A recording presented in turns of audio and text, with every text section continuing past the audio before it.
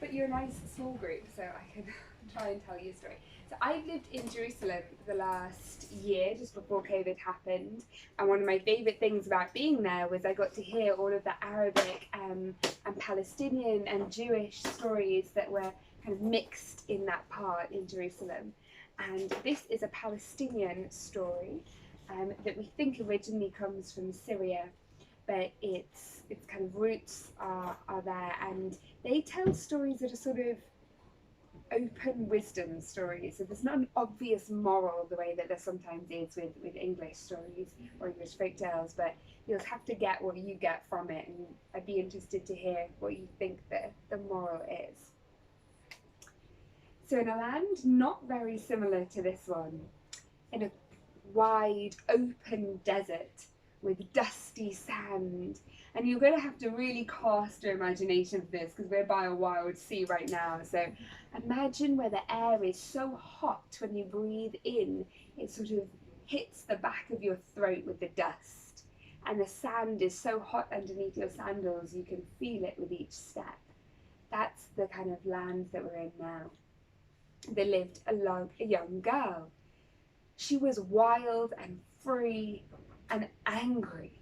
Every time she encountered new people, she'd just get this burning anger. Sometimes people and life and things in her community just made her so cross. She felt like she had burning coals deep in her stomach. And so she went to a wise old woman, and she said, "Wise woman, won't you help me, please? Sometimes I just have this anger that I can't control, and it makes me feel so out of my own mind."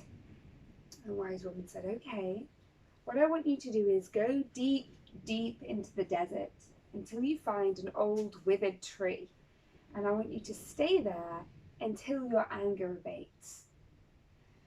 Well, the young girl really didn't want to go and be isolated in the middle of the desert, but she did really want to learn how to control her own emotion.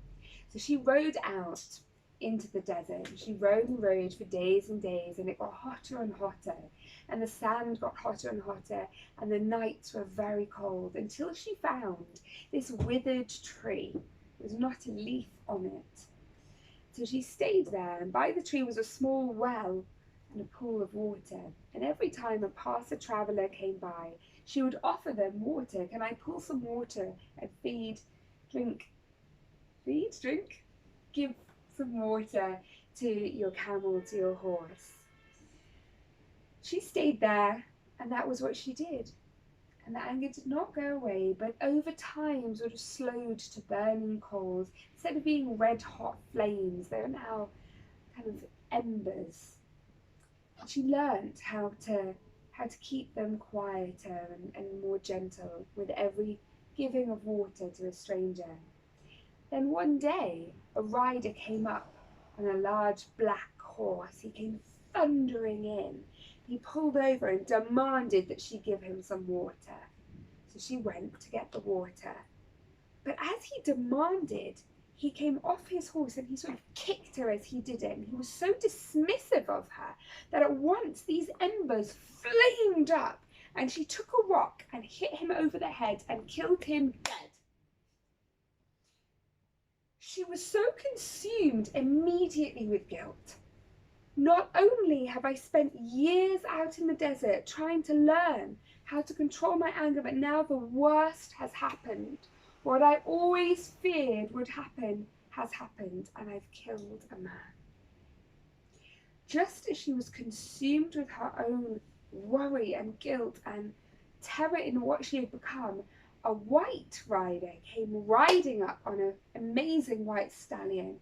He said, "Thank goodness, our hero, for you have killed the man who was going to kill the king." And as he said this, the withered tree that had been not a leaf for years immediately bloomed into the most beautiful pink flowers, and the well sprung up with fresh water. That's the end.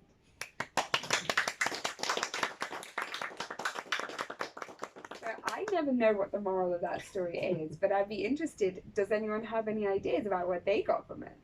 Stay mad. Be angry. Yeah. More like use your anger. Like anger has a purpose.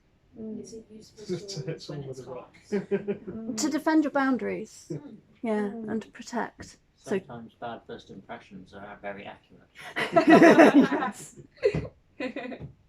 Well, there you go. Maybe it's one of those stories. I didn't like it when I first heard it, but it sort of grew on me, and as I've told it and retold it, I've enjoyed it more and more. So I offer it to you. Story about customer service. Thank you very much, Freya. Yeah.